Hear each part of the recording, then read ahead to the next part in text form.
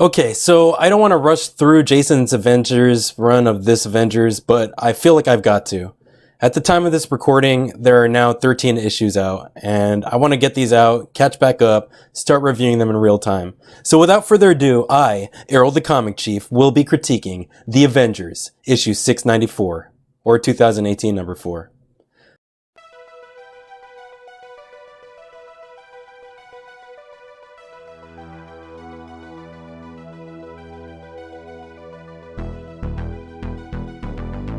Thank goodness for legacy issue numbers. So this issue was written by Jason Aaron, and the cover art was drawn by Ed McGuinness. This issue is titled, A Battle That Was Lost a Million Years Ago. Yeah, it's a good one.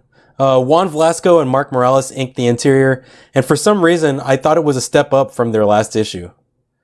This issue, our characters include the 1 million BC Avengers, our current Avengers, Loki, Odin, and a great surprise that I'm not going to bring up until the plot summary. So when we ended issue 3, the Avengers briefly assembled. They assembled for a team meeting and broke up into smaller groups. And that was it. To tag team this crisis involving the final host. Dark Celestials, Loki, they're the bad guys.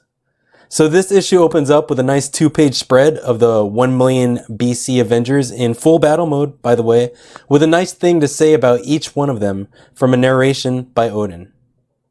We cut to old Asgard, and there with Odin, he is finally catching up Thor and She-Hulk on his early encounters with the 1 million BC Avengers. Odin implies that they shouldn't have won that 1 million years ago battle, and their battle against the Dark Celestial, they should have lost, and that Loki's final host was even bigger and badder than anything that they ever encountered. So that first host, wow. And there was nothing that anything could be done to stop this final host. So pessimistic Odin is talking to optimistic Thor, and Thor still believes that there had to be something powerful enough to use against the final host. While Odin agrees, he believes it would still not be enough to defeat the Dark Celestials. He offers them a tool or a weapon of sorts, and that it would make a spectacular death. So Odin brings Hulk and Thor to a chained up room. She-Hulk begins to bust the doors down in excitement, and we are brought to a giant ice cavern. Their immediate mission? To break through the ice barrier and retrieve what was on the other side. After this, we cut to the mountains of Olympia, Greece to be exact, where Iron Man and Doctor Strange's visit to the Eternals was met with the ultimate plot twist. So this I think is crazy. This right here is my favorite writing in the issue, hands down, because Jason Aaron just killed off Jack Kirby's The Eternals. We come to find out that the Eternals were all dead, and that it appeared that they did it to themselves. They offed themselves within the last few hours. The reason being was that the Eternals claim that they were created by the Celestials. And with the Celestials being murdered and defeated by the Dark Celestials in these recent issues, the Eternals were driven into madness. The Eternal Icarus was found on his literal deathbed. He was still dying, he was still alive, and with nothing Doctor Strange could do to keep him alive. In those final moments, he claimed that the death of the Celestials brought truth to their eyes, and it tore them apart. He died before he can finish what he was about to say. But to me, it sounded like he was going to say that the people of Earth were a useful pathogen to the space gods, and that they were the ultimate fill in the blank. Sacrifice? Weapon? I don't know. I assume weapon. Alright. Meanwhile, on Alpha Flight Space Station, Black Panther and Captain Marvel finally named the giant bug creatures from the previous issues. They're the Horde, which were longtime enemies of the Celestials. Their newfound mission? To exterminate the Horde. We finally cut to the Dark Celestials on the North Pole, and as they stand above the surface, we get some great images of the progenitor. Loki is explaining to Captain America that the progenitor was the Alpha Celestial. He was the first. He was the Alpha. And he came to Earth to die, not 1 million years ago, but 4 billion years to die a sad, lonely death. That same sad death that was going to come to the Avengers and the people of Earth. So we finally learned that the final host's ultimate mission is to bring an ultimate end to a cycle of disease and death and deformity, once and for all, making the skies burn and oceans boil to the world's end. We get a nice page with Ghost Rider reaching the Dark Celestials. And as he has them in sight, he tells us the ocean is beginning to boil. So, yeah. The Hellcharger takes him for a dive, so apparently it's a submarine now, and they go below the water in preparation for a sneak attack. And that's all we get, because we cut back to Hulk and Thor on old Asgard.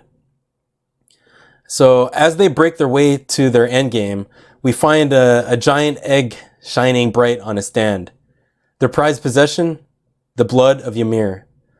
Ymir was the first of the ice colossi, and father of all giants. So as Thor grabs it, he collapses to the ground because of the amount of cold it produces. So he must be in hypothermia at this point. And let's not forget, Thor's a god, so that shows how cold it is. So this I did not see coming, and we are about to get to my favorite art and panel in the page. As cold as Thor is, She-Hulk says, "Hulk warmest, one there is," and the electricity around her intensifies. Now, we cut to my favorite page. My favorite page. She-Hulk kissing Thor to warm him up. What the hell? So Odin once again takes over narrating the story, and we come to find out that the reason he thinks there's nothing the Avengers could do against the final host and fellow Dark Celestials is because in his battle with the first host, the sacrifice was great. His comrades all fell, and that it was a miracle that they won, and that he should have said goodbye to Midgard, or Earth, once and for all. During that narration, Loki explains that they weren't supposed to win. They were never supposed to get this far. And we see in Rage, Iron Man racing in pursuit of the Dark Celestials. And we cut to Captain Marvel and Black Panther getting ready to send an energy charge to help them in their extermination of the Horde on Earth. Ghost Rider and his Hellcharger, they're racing out from under the water into battle, and Thor and She-Hulk carrying the egg past Odin, and Odin wishing them to have an epic battle. So yeah, what a crazy story. I thought this was a huge step up from issue number 3, and I thought that was good. So I think that was the last one on my old grading scale, and I probably would have given it a 4. So here's what this issue gets. The art, it was stellar. That one panel of Thor and She-Hulk kissing, that was phenomenal. That's a win. Writing, Odin and Loki's writing won this one for me, and they could narrate anything and it would be an instant win for me. Let's talk about the plot. The plot was awesome. Each mini Avenger party, they accomplished something. They did something to move forward from the overall arc and from last issue's point of what everything was they were doing. So win. Character development. The character development, I would say this is 2 thumbs up for me, but unfortunately 1 is all I need. All right.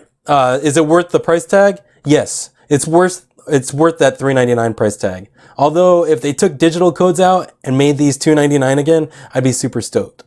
But I'd still pay $3.99. So yes, a solid 5 out of 5 for me. What do you think, YouTube? Do you agree? Let me know in the comment section below. Thanks for watching. Please stay tuned for my other reviews. Click on one of these playlists or check out Discovery Bay Comics because he's been doing a lot for this community and doing a lot for me. And don't forget to subscribe to my channel. This is the Comic Chief going offline.